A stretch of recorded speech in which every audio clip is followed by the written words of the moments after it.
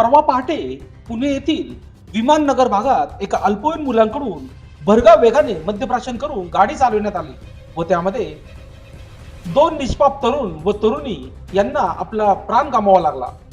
या घटनेनंतर गेल्या 48 तासांमध्ये तपास यंत्रणेकडून ज्या पद्धतीने तपास व्हायला पाहिजे तसे न होता हा तपास करताना संशयास्पद घडामोडी झाल्या आहेत। आरोपी मुलास वाचविण्याकरता सत्ताधारी पक्षातील विशेष काही लोकप्रतिनिधी व तपास यंत्रणेतील अधिकारी यांच्या संगनमताने आरोपी मुलाला वाचवण्याकरता व त्याला जामीन मिळवण्याकरता मुद्दाम परिस्थिती निर्माण करण्यात आली आहे।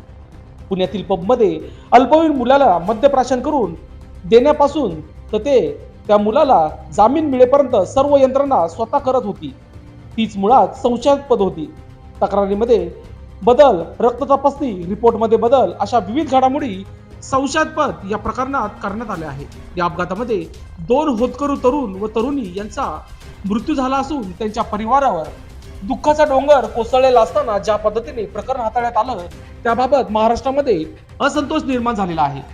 अशा वेळेस या संपूर्ण प्रकारची चौकशी SIT मार्फत करावी व्हावी ही मागणी आज नाशिक शहर काँग्रेस कमिटीच्या वतीने निवासी उपजिल्हाधिकारी श्री राजेंद्र वाघ यांच्याकडे निवेदनाद्वारे करण्यात आले। तसेच या अपघाताच्या पार्श्वभूमीवर नाशिक शहरातील बेकायदेशीर कॅफे, बेकायदेशीर ढाबे, बेकायदेशीर हॉटेल्स, बेकायदेशीर हुक्का पार्लर, जिथे जिथे अल्पवयीन मुलांना नशा करण्याकरता प्रवृत्त केले जातील असे सर्व प्रकार बंद व्हावे व अशा लोकांवर कारवाई करण्यात यावी असे निवेदन नमूद केलेले आहे। नाशिक शहर काँग्रेस कमिटीचे अध्यक्ष आकाश छाजेड यांच्या नेतृत्वाखाली नाशिक शहर सेवा दलाचे अध्यक्ष डॉक्टर वसंत ठाकूर, मध्य नाशिक ब्लॉक अध्यक्ष बबलू खैरे, नाशिक जिल्हा NSUI चे अध्यक्ष अल्तमश शेख, नाशिक शहर OBC विभागाचे अध्यक्ष गौरव सोनार, नाशिक शहर सोशल मीडिया विभागाचे अध्यक्ष अण्णा मोरे, शहर काँग्रेस काँग्रेलीन सरचिटणीस राजकुमार जैन, नाशिक जिल्हा अनुसूचित जाती विभागाचे अध्यक्ष ज्ञानेश्वर काळे, प्रथमेश बर्वे, भालचंद्र पाटील, संतोष शिवाळे, संतोष ठाकूर, शबाज मिर्झा, रोहन पोद्दार, गोपाळ बस्ते, इसाक कुरेशी, फारुख मंसूर, सिद्धार्थ गांगुर्डे, दोंडीराम बोडके, लहू जाधव आदी पदाधिकारी मोठ्या संख्येने उपस्थित होते। आज नाशिक शहर काँग्रेस कमिटीच्या वतीने सर्व पदाधिकारी आज निवासी उपजिल्हाधिकारी यांना एका निवेदनाद्वारे भेटले।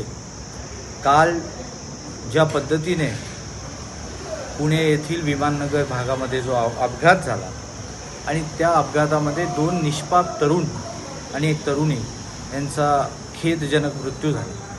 खरं तर अल्पवयीन मुलांनी दारूच्या नशेमध्ये 150च्या स्पीडनी गाडी चालवून भरधाव वेगाने त्या दोघांना चिरडलं आणि अत्यंत संतापाची लाट या महाराष्ट्रामध्ये पसरली। ज्या पद्धतीने 48 तासामध्ये पोलिसांची वागणूक, तपासणी यंत्रणावरचा संशय आणि सारखे रिपोर्ट बदलणं, FIR मध्ये बदल करणं, कोर्टामध्ये एक सांगणं, बाहेर एक सांगणं, ज्या पद्धतीने हे प्रकरण दडपण्याचं काम तेथील पोलीस यंत्रणा असेल, तपास यंत्रणा असेल आणि विशेषतः सत्ताधारी पक्षाचे काही विशेष लोकप्रतिनिधी, तिथले नेते ज्यांनी जो हस्तक्षेप केला त्यामुळे महाराष्ट्रामध्ये एक तणावाचं वातावरण, एक अतिशय निषेधार्थ वातावरण झालेलं आहे। याकरता आम्ही या सर्व प्रकरणाची SIT चौकशी व्हावी म्हणून आज जिल्हाधिकारी साहेबांना आम्ही निवेदन दिलेलं आहे। त्याचप्रमाणे पुण्याप्रमाणेच नाशिक येथे अनेक बेकायदेशीर हुक्का पार्लर असतील, बेकायदेशीर ढाबे असतील, बेकायदेशीर हॉटेल, बेकायदेशीर बार,